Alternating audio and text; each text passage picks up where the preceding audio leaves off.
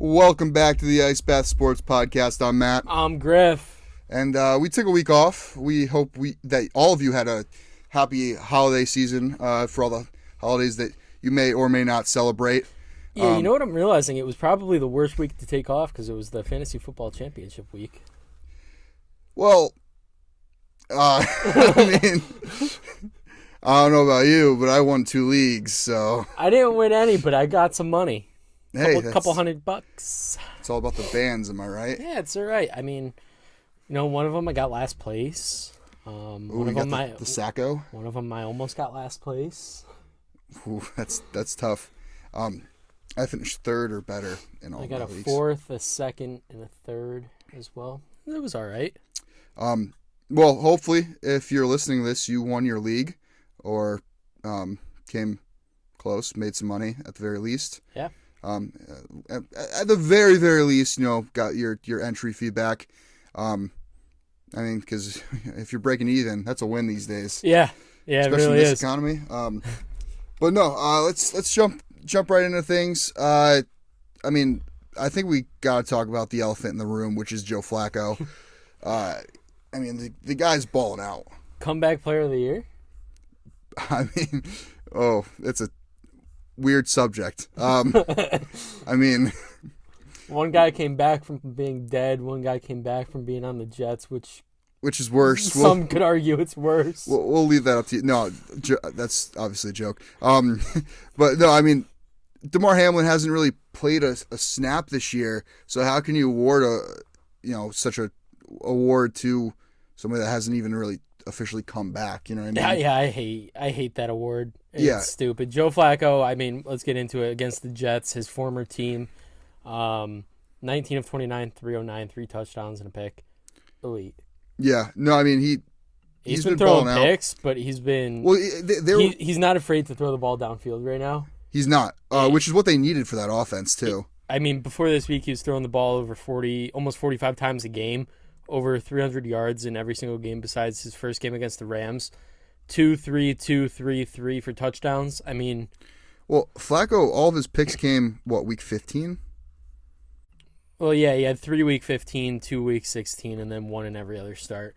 He's got 16. He's got 1,600 yards, 13 touchdowns, 8 picks. He's been really good.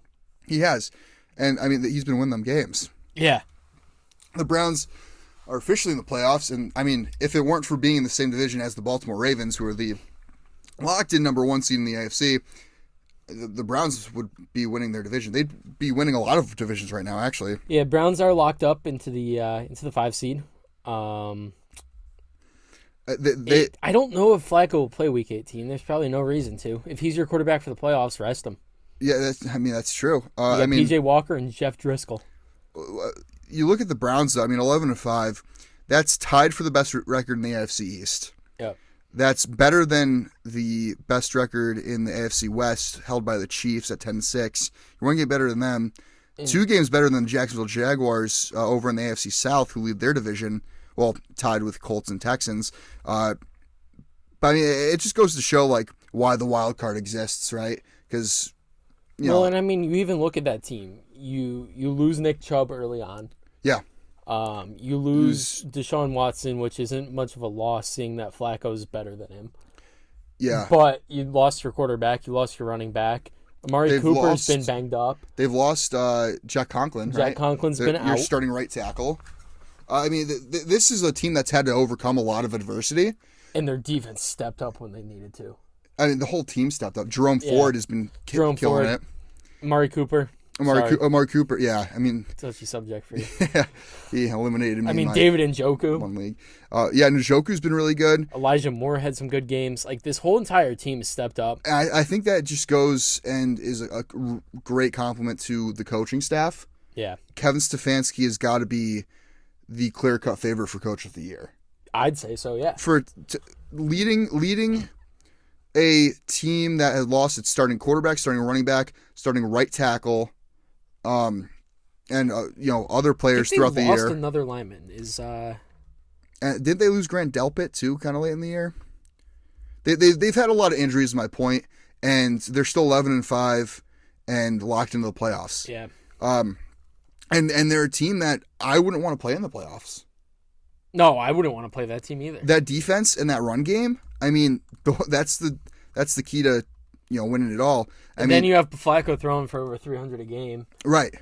Yeah, I mean, Flacco's been balling out. I don't know how you're going to cover. Amari Cooper's been playing out of his mind. I mean, you've got David Njoku, who I don't know many linebackers that could cover him right now. Yeah, I mean, talk about a guy that's had a breakout season. Yeah, but Njoku's always been a guy that's been a guy. He's just been there. He'll put up 500-600 yard seasons, but he's never really been flashy. Yeah, he's got 81 for 882 and 6 touchdowns this year so far, which is a phenomenal year for a tight end. Career year for him, phenomenal year for a tight end. Tight end 6 in fantasy to finish the season. Well, he was drafted in 2017. 17, correct. Yeah, because it was him, O.J. Howard, and Evan Ingram all drafted in that draft class. Yep. It's funny because Evan Ingram's also having a breakout year. Yep. 2 first-round tight ends from 2017. It took him to 2023 to break out, but I mean, you gotta know that with tight ends. Tight ends, take a little while. They're like a fine wine. They age with time. But I mean, the Browns as a whole, it's a team I would not want to face in the playoffs. Yeah, I mean, even Flacco, he only played he had 3, 4, 5 starts. He's QB 32. Really? Yeah, only played in 5 games and he's QB 32 on the year. I mean, I know a couple teams that have picked him up and made a little playoff run with him as their starter quarterback. But I mean, the thing about Flacco too is you can't take for granted his leadership presence 100%. and the fact that he's been there before. He has won a Super Bowl. He has been in the playoffs. He's been in the game. I mean, don't get me wrong. Lamar Jackson's had one heck of a year. He's probably the leading candidate for MVP right now. But Lamar's never really been a threat in the playoffs. I mean, he's kind of been like a Dallas Cowboy-esque, where he kills it during the regular season, but once he gets to the playoffs, he hasn't seemed to won anything. Yeah, no, that's true. Flacco has had an interesting career. Always a lot of picks, always double digit in picks. He's never had a season double digits where he's under double digits where he's played a full season, but he's consistent. He's not afraid to take those shots. And I think that's kind of what this team needed. You have guys with the big playability, Amari Cooper, Elijah Moore, even big plays downfield to Njoku that they've been throwing lately. And you weren't getting that out of Deshaun Watson. You weren't getting that out of PJ Walker. You weren't getting that out of DTR. No. So, I mean, Flacco coming off his couch provided a huge, huge spark for this team. Right, and talk about somebody that was super unsuspecting. His time came to end with Baltimore. He gets traded to Denver. Stinks up the joint in Denver. Yeah. Ends up leaving, going to the Jets for, 2-3 years? Yeah, he was with the Jets for 3. 3 years as a backup? Yep. And, I mean, he had to come in and fill in some games, and he still didn't look too great. But I don't know. I don't know what's gotten into him that has, totally turned him around, but he's playing the best football of his career. Yeah, and you can't even, say it's the system, because I don't even think this team is a quarterback-friendly system. If it was, DTR would have been, putting up huge numbers. PJ Walker. PJ Walker. Deshaun Watson would have been good. Yeah, that's a prime example right there. So, yeah, what Flacco is doing is really impressive. It's quite amazing, and I mean, I'm just glad to be witnessing it. I mean, this is a guy that, there's always been the jokes of, is he elite, is he not? Because he was, a really mid quarterback for the majority of his career. He was a great game manager. He was. And that's exactly what he was, a game manager. And, I was listening to a podcast with Gronk the other day, and they asked him about Brock Purdy. It was actually the Full Send podcast. Shout out them. But they asked him about Purdy. He was like, no, he's a game manager, but he's so good at being a game manager that he becomes a game changer. Right. I think that you could say the same thing about Joe Flacco. Yeah, that's a great way to put it. Yeah, no, I mean, when you do everything right, the right way, and you do it for so long, I mean, you got to give credit where credit's due. Yeah. And, I mean, Flacco, the turnovers obviously could be limited a little bit, but, I mean, that's just kind of the style of football he's playing right now. And with their defense being as good as it is, he can get away with causing those turnovers because the defense is going to get a stop. Yeah. Moving on to I mentioned him a little bit, but Lamar, I mean, MVP candidate, probably leading candidate. He locked it up. You think so? I think he locked it up with that game. The game against Miami, he freaking came out there and showed everybody. 18 of 21, 321 and 5 touchdowns. Yeah. Yeah. Passing. Yeah. What was his rushing stats? 6 for 35. I mean, still 35 yards. Yeah, this year, on the year, he's got 3,600 yards passing, 27 touchdowns, 7 picks, 821 yards rushing, 5 touchdowns. That's absurd. He's almost a 1,000-yard rusher. Yeah. As a quarterback. Yeah, I mean, he's spectacular this year. And he probably won a lot of your fantasy leagues. If Lamar Jackson gets a ring, he goes into the discussion of greatest of this decade. Probably. I mean, and probably greatest dual threats. Greatest dual threat of all time. I mean, yeah. One of the greatest quarterbacks of this generation. But that's the issue, though, is he's 1-3 in the playoffs in his career. He's got to get over that playoff hump. And if he does, he goes right into that discussion. And I don't think there's any denying it. He's already got an MVP. He's going to lock up a second. He's only 26 years old. But with how dominant the Ravens have been, anything less than a Super Bowl is a disappointment for this season. I agree. But also, like, a lot of people, like, will go to Mahomes, for example, this year. Be like, oh, he's got nothing.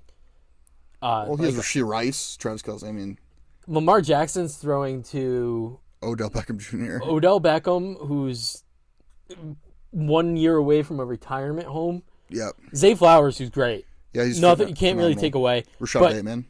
Bateman stinks. Yeah. Nelson Aguilar. Mark Andrews went down, so he's got Isaiah Likely as his tight end 1, who's actually been unbelievable. Mm-hmm. Laquan Treadwell, who they just signed off the couch. Yeah. Tylan Wallace, who's never turned into anything. Gus Edwards, Justice Hill, Melvin Gordon are his top 3 backs.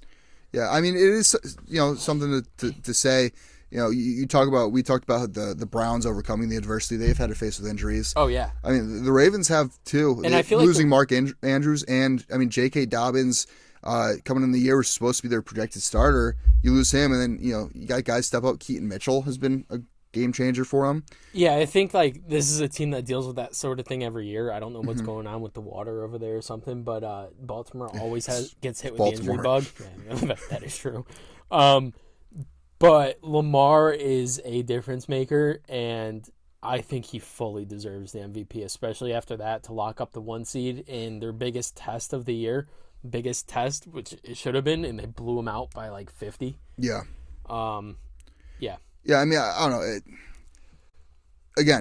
If they don't win it at all this year, or at least make the Super Bowl, it's a disappointment of a year. I agree. Because, I mean, you look at the landscape of just the AFC. You have, starting out with the AFCs, you have the Dolphins who, I mean, they've been absolutely destroyed with injuries across the board, across the entire defense. Yeah. They're not going to make it all the way to the Super Bowl just because they're not going to have a defense to stop anybody. They don't have any pass rushers now. They lost Xavier Howard. Yeah, well, that's what I mean. They've been obliterated with injuries. So, I mean, they're likely not doing anything this year. The Bills, I mean, it depends which version of the team you're getting. Yep. They've been pretty hot, but I feel like the Bills have really been the only like substantial threat. The Chiefs, they haven't been playing good ball. I mean, the Browns. I think the Browns are their biggest threat. I was just about to say the Browns are probably their biggest threat. Nobody in the AFC South, I think, is standing a chance to Baltimore. So if you can get over the Browns and Buffalo, which you should easily be able to, given how you've been playing this year. Yeah. Baltimore should be in the Super Bowl. But then again, you look at Lamar Jackson, 1-3 in the playoffs. In four career playoff games, he has completed 76 of 136 passes for 900 yards, 3 touchdowns, 5 picks. Yeah, it's not good. It's not good. So I mean, is there an issue with him playing in the big time, playing in the big moments? I mean, is he just one of these guys that's going to ball out in the regular season, just not do anything in the playoffs. I don't know. This is the year, like you said, for him to change that stigma. Yeah, 100%. And one last thing to note about that Ravens game is I thought this was a cool stat. It was the first time in NFL history that two quarterbacks on the same team finished the game with a perfect passer rating. Did Huntley too? Yeah. Huntley. Give me 1 second. I'll pull it up. I know he came in for a drive. Yeah, and threw a touchdown. Yeah, I think he was perfect. I think he was 1 for 1, 19 yards and a touchdown. Yeah, That's hilarious. Yeah, so yeah, Lamar had a 95.9 QBR, Huntley a 100 QBR. Both had a rating of 158.3, which is crazy. The best you can have. That is crazy. So I thought that was worth noting. Talking about big games, sticking on that subject, how about CeeDee Lamb? Not only big game, big year. Oh, well, huge year. 13 of 220 for 227 and a touchdown against Detroit. Finishes the year as wide receiver 1 and the number 4 overall player in fantasy. Yeah. At the moment, he's got 122 catches, 1,651 yards, 10 touchdowns. Well, so when I saw that he was receiver 1 yesterday, I was shocked. Because the year that Tyreek Hill has had, he 1,700 something yards. Yeah. But I mean, it's got to be all the catches for Lamb. It's got to put him over. And the targets. I mean, he's had 3 games this year over 15 targets. Mm-hmm. He's had double-digit targets in each of the last 5 weeks. I mean, that offense kind of runs through 9 games. He's had double-digit targets this year. 2 games with 9. Get CeeDee Lamb the ball and big plays happen. Yeah, well, but that's also the difference of, Dak Prescott as an MVP candidate versus Lamar. Right. Dak's working with CeeDee Lamb. Yeah. Lamar's best receiver is Odell Beckham Jr., who, is pretty close to wearing Depends. Yeah. But CeeDee Lamb's having a great year. Yeah. Not having had a great year. It's going to be interesting to see what the Cowboys do in the playoffs. To touch on that Cowboys-Lions game quickly, did you see the end of the game? You see that last call? The NFL has a real problem with their officiating. Oh, yes. The 2-point conversion you're talking about. The Lions make a bold call, real bold, ballsy call. Shout out Man Campbell for having. I loved it because you lose the game and there's no implications there. Yeah. Well, you lose the game. Yeah. But they should have won the game because first off, they had to run the play 4 different times, but I think it was the second or third time they ran it. They ran it right. Taylor Decker, supposed to report, you've probably heard the whole song and dance by now, was claimed that he didn't report, but the flag was thrown after he made the play. Taylor Decker catches the 2-point conversion, Lions think they win, and the flag's thrown. I'm sorry, if I think you should have max 3 seconds as an official to throw a ball, but when it comes to somebody not reporting, if you see him running the route, the flag should be out. Right. No, 100%. And it's the fact that he literally, there's video evidence of him talking to the official reporting. Yeah. Yeah. And whether he got confused or whatever his excuse is, it's unacceptable, especially with implications that could be so applicable to the playoffs. Yeah.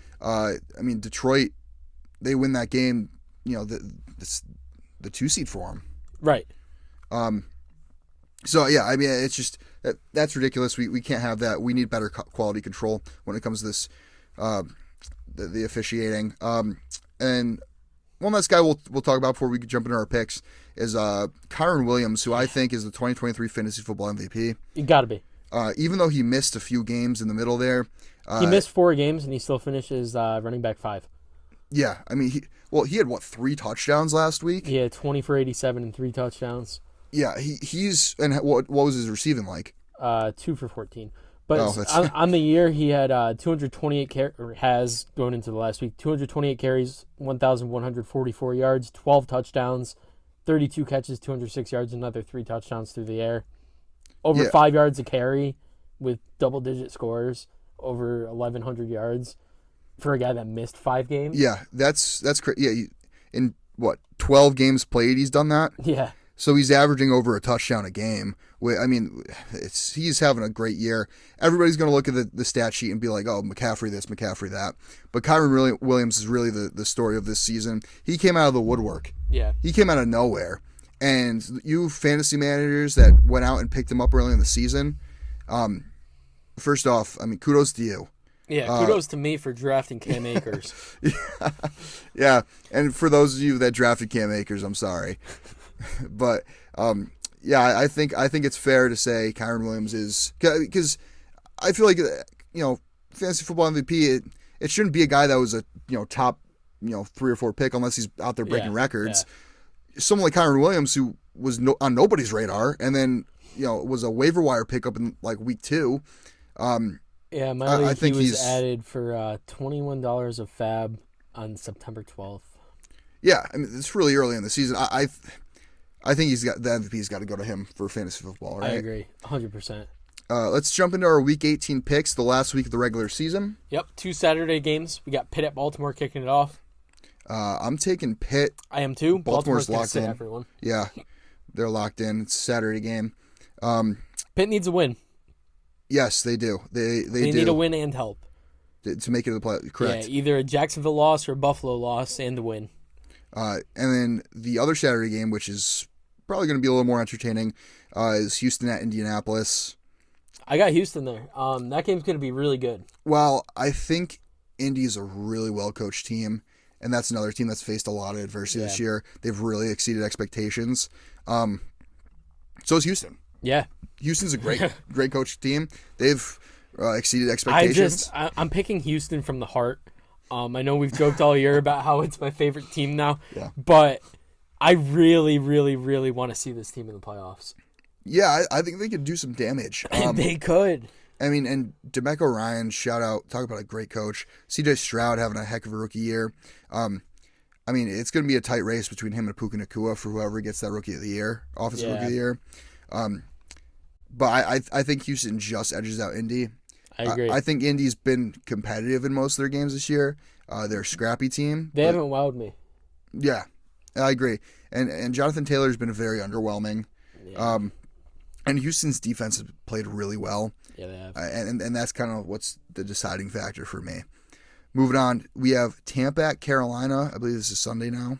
Yeah, this is huge. Tampa's got to win here. Well, actually, no, they're not locked in, right? Yeah, no, they got to win here. Winning, they're in. Mm-hmm. I think it's the game they win. Baker Mayfield gets into the playoffs. And that's another team. I don't know if I'd want to face them in the playoffs. No, I mean, Baker Mayfield, man, we talked about it. I think he's earned another contract. There's nothing more dangerous than a man with nothing to lose. And that's Baker Mayfield. That is true. And yeah, I mean, and he's got the weapons. And he Rashad does. White's been really good. Rashad White's been phenomenal. Mike Evans having a great year. He's just unbelievable. Future Hall of Famer. Yeah, Chris Godwin. Like this team's good. They are. I mean, their defense could use some help, but Carolina, I mean, they've thrown in the towel, I think. Yeah. I mean, they fired their head coach, week 12? Yeah. Like, I think they've won a game or two since then, but they've won one, I believe, right? Yeah, but they're not going to win this one. Moving on. Oh, they locked up the number 1 pick. Oh, wait. Yeah. Oh, yeah. Chicago's got that. Cleveland at Cincy is the next one. I'm going to take Cincy just because Cleveland's going to be benching a bunch of guys. They're locked into the 5 seed. They can't do any better, can't do any worse. That's right. They are locked into the... Cincy's out of it, but I think Browning's got a lot to play for. That's true. I originally had Cleveland. You make a great point. I'm switching to Cincy. Yeah, I mean, Jake Browning's got a lot to play for. Could determine his future as a quarterback somewhere else in this league, so... Yeah, because, I mean, they can't lose that 5 seed, right, Cleveland? No, they cannot. Yeah, give me Cincy there.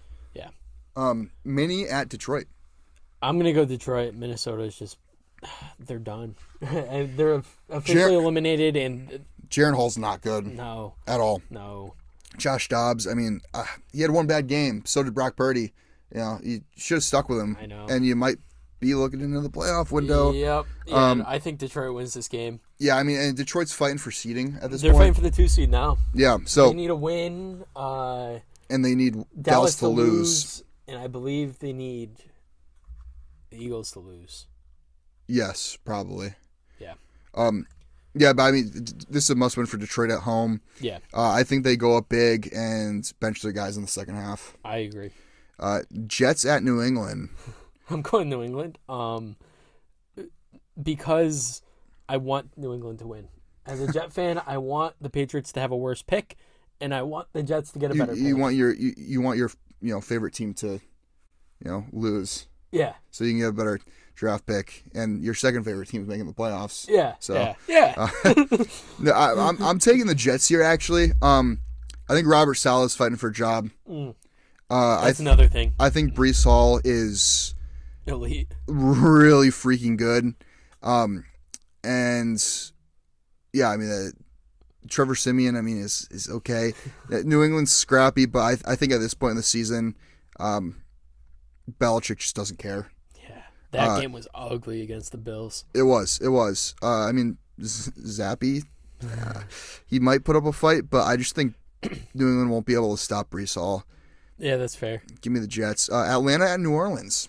I'm going to go New Orleans. I think they win and get in. But if Atlanta wins, this division gets a whole lot more interesting.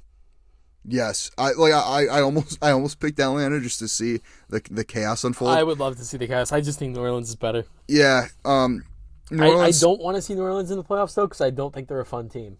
No, I don't enjoy watching them. I think they're a very boring team. I've never enjoyed watching the Saints. Yeah. I don't like the Saints for some reason, but I have them win this game. I do think they're, they're the better team than Atlanta. Yeah. Atlanta, I can't believe they're bringing back Arthur Smith, but. New Orleans, they put the hurting on Tampa, so and that defense is going to keep them alive. Yeah, the defense played really well against Tampa too. Jacksonville at Tennessee. I'm going Jacksonville. I'm also going Jacksonville. I would love to see Tennessee win, just again see the chaos unfold. Yeah, but I don't have much hope in Tennessee. Levis, I believe, will be out. He got hurt last game, which means Tannehill's in, and Tannehill's not good. Jacksonville, I mean, this is a big game for Jacksonville. This is for the division. This is for a playoff spot. And does Trevor Lawrence play in this game? Or do you think they roll up Beathard? I think you got to go Lawrence. You're still not locked into a playoff spot, and you need a win to get in. But, I mean, if they think they could win with Beathard, they won last week, right? Yeah. If you think Beathard can lead you to a win, why not rest up Lawrence and get him right for the playoffs? Get him right for the playoffs. So that's something to watch, because if Beathard does play, I think Tennessee might have a shot. I am going Jacksonville though. Yeah, so am I. Seattle at Arizona. I'm going Seattle here. Yep. I mean, Arizona. I believe Seattle's officially eliminated. No, they're not. No, they're not. Well, so the thing with Seattle, they're not eliminated, and two, Arizona. I mean, they didn't want to win against Philly. Seattle clinches. That's how bad Philly is. Seattle clinches with a win and a Green Bay loss. Okay.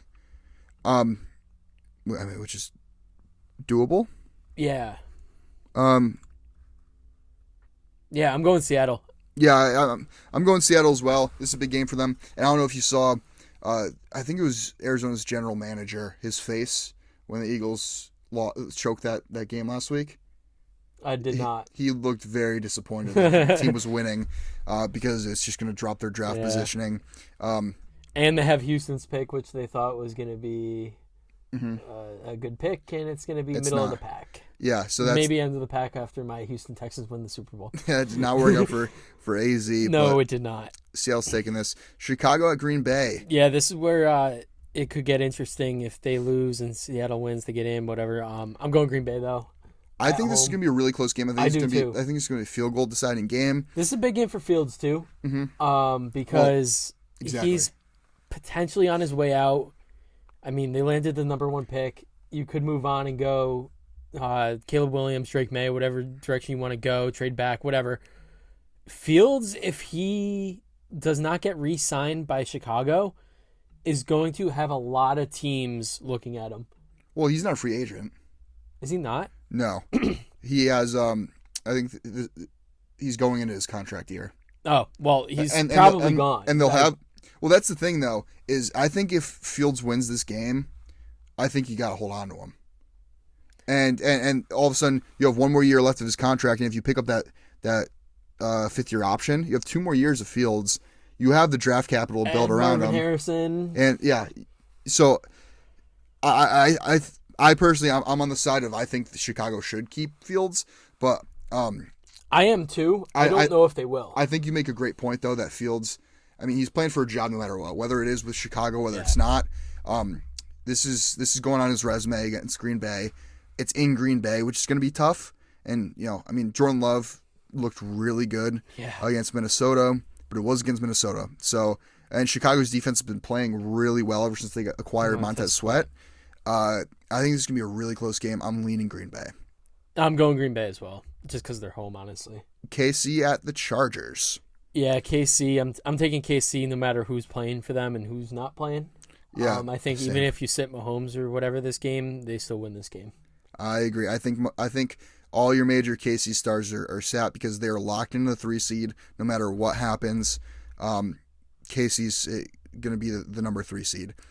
So they're going to rest guys. Chargers, again, guys playing for jobs. Oh, yeah, no. Is that true? Yeah. Yeah, they're locked in the 3 seed. Because if Miami wins, then they have the better record. If Buffalo wins, they have the same record as the Chiefs, but the Bills, I believe, hold the tiebreaker. Yeah, they do. Yeah. Yeah, you're right. And they still have the tiebreaker over AFC South, I believe, somehow. I don't know. Yeah. So I think KC guys are just going to be more prepared, more locked in than the Chargers. Chargers are kind of like done with the season. Yeah, I mean, these KC guys, all the backups, they're going to be fighting for playing time in the playoffs. Yeah, exactly. Next up, we have Denver at Vegas. Both teams eliminated. This game really doesn't matter. I think it does. It does for the Steelers, I think, or some. It mattered for like a random team for some reason. Yeah, I think for strength of schedule, maybe. Yeah, I think it was Pitt.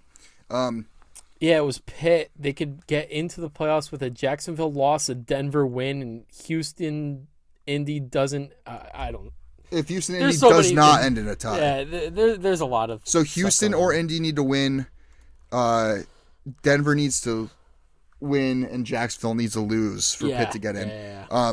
I think it's because of strength of schedule or something. Yeah. But anyway, I think Antonio Pierce has really gotten this Vegas team rallying behind him. Yeah. I think they're big believers in Antonio Pierce. I think he's, again, this is a guy fighting for a job. I think he really wants that head coaching job. I think he wins this game and gets the contract right after the game. I agree. Although last time Vegas interim coach came in and, stepped up. Bisaccia. Yep, Bisaccia. They didn't give him the job. No. So, but do they make that mistake twice? I don't know. I have Vegas winning, though. I agree. Philly at the Giants. I wish I could say I was confident in this game as an Eagles fan. I'm not confident with our high school level play calling. I mean, it's just, I got to go Philly. The Giants, last game of the season, I mean, Giants probably tanking for draft position. Do you think this is Brian Johnson's only year as the OC? I think it's his last year as the OC. Yeah. First and last year. Yeah. Even if it is Nick Sirianni calling the play calling, I mean, something's got to give there. The fact that you have such a talented roster, and you've been on this slippery slope the last 5-6 games, it's unacceptable. No, it comes down to the play calling. I mean, it does. It's almost the same team you had last year, and Steichen did phenomenal with it. Right. So, right. Well, but the other thing too is, you lose him, you lose Gannon. Mm-hmm. It's different coordinators. That is tough, but you have all this talent. If not, I think you might have more talent. Honestly, you brought in Shaq Leonard, you brought in Kevin Byard, and you're losing. I think Nick Sirianni's on the hot seat.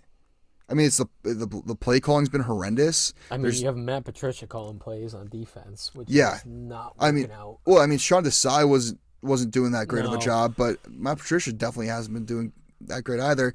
I mean, AJ Brown won't even talk to anybody. He won't talk to the media because he's so pissed off with the coaching staff. Yeah. That's the problem too. They're not getting the ball to AJ Brown. And this is probably Jason Kelsey's last year. Mm-hmm. It might potentially Lane Johnson. Potentially Lane Johnson, potentially Fletcher Cox. Brandon Graham's probably last year. You have all these veterans that you're letting down with this just horrible, predictable play calling.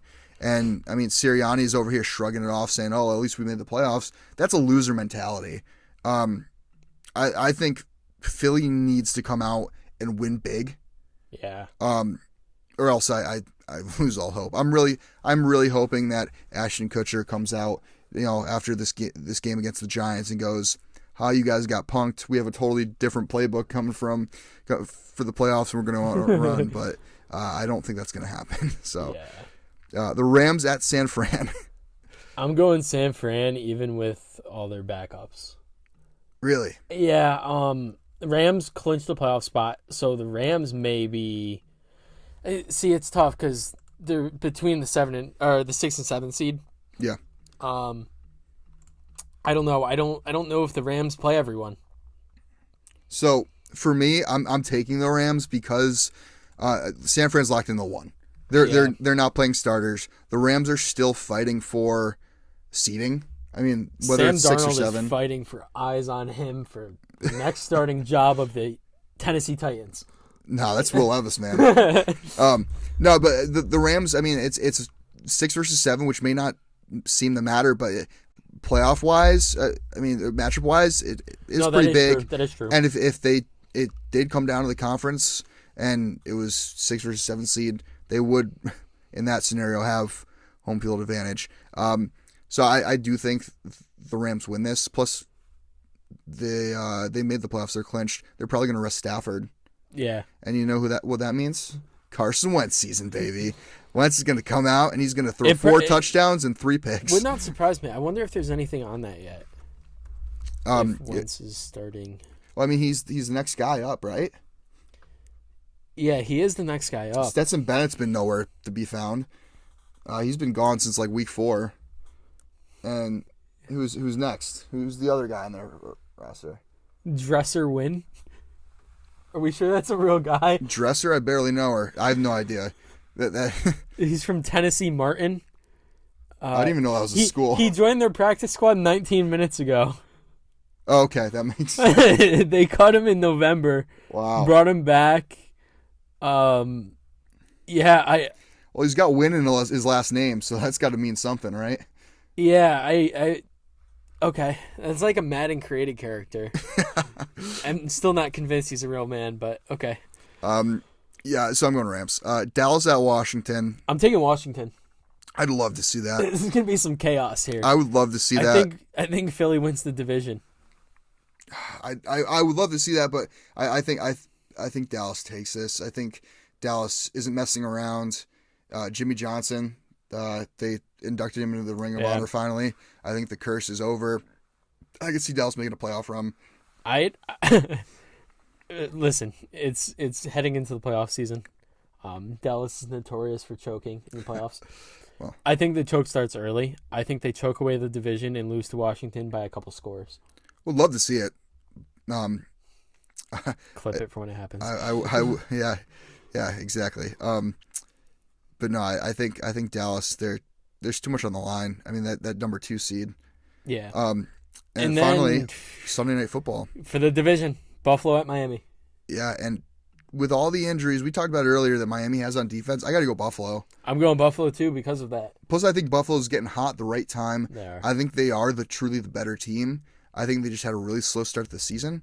Yeah, I'm going Buffalo. I'm going Buffalo as well. And before we end the pod this week, we should just go through with these selected winners for this week. We each have who the playoff standings would be. We put it through the playoff predictor website. I X mine out by accident, but we had the same AFC. So if you want to go over the AFC, yeah, we had the same AFC. So we had Baltimore winning, being the number 1 seed at 13-4, followed by the Bills 11-6, Chiefs 11-6 as the 3, Jacksonville as the 4th seed at 10-7, then Browns as the 5 at 11-6, Miami at the 6 at 11-6, and Houston being the 7th seed at 10-7. Chaos, baby. Yeah, that would have Pitt at 10-7 I'm missing out. so excited for this week, bro. Yeah, Pitt would miss out at 10-7 on the playoffs. That would be unreal. And Colts would miss out at 9-8. Yeah, getting 10 wins and missing the playoffs. I mean, I guess that's kind of what we expected going into the season, though, with the AFC. Yeah. Lots of powerhouses in there. And then NFC, we had the same, except for our 6 and 7 were flip-flopped. Yeah, so what I have here is San Fran going 12-5 as the 1 seed. Dallas is a 2 seed at 12-5, which you had. I had Philly as the 2 seed at 12-5. Detroit locked into the 3 at 12-5. Yep. Tampa is the 4 seed at 9-8.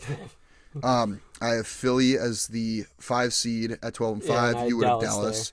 I had the Rams as the 6 seed at 10-7.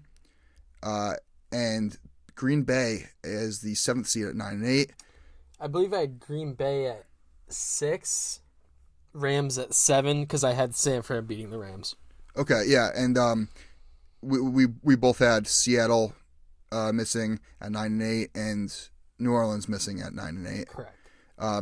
So yeah, I mean that's our predictions for how the playoffs will be set up. We will do our whole playoff predictions next week. So tune in for the playoff pod next week. And next week we could go over, because we did the whole entire season predictor before the season. Yeah, we go over that, and we can go over our award predictions and whatnot. Yep. Big week next week, so make sure you tune in. Should be a good episode. But thank you for tuning in. Yeah. Check us out on social media at IceBath Sports on Instagram and TikTok, at IceBathPod on X, and you can check out the video version of this episode on the IceBath Sports Podcast YouTube page. We'll see you guys next week, and as always, stay cool.